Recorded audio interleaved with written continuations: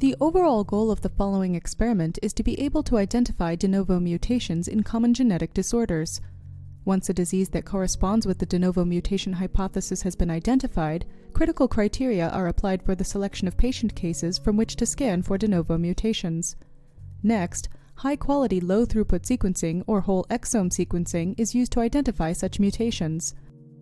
Using this strategy, de novo mutations in the SHANK3 gene were found in subjects affected with schizophrenia.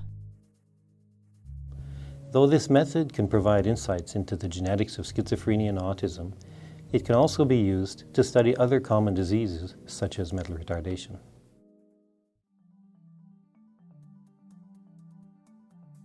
Not all diseases fit the de novo disease profile, so before outlining the protocol, these are the essential criteria a disease must meet to be a candidate de novo mutation disease. Diseased patients show a reduction in fitness, the disease is found frequently in widely variable environments, the disease is sometimes associated with a higher paternal age. Classic linkage and association studies fail to explain a significant fraction of disease heritability. And lastly, twin concordance data must support a de novo model. Next, apply criteria to select samples with a high likelihood of possessing a de novo mutation. De novo mutation correlates with early onset, severe phenotypes, unaffected parents, and older fathers that lack disease symptoms.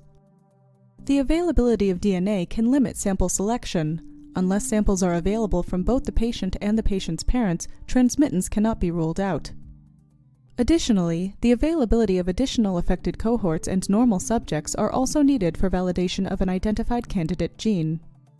When a sufficiently large sample size of candidates and controls are collected,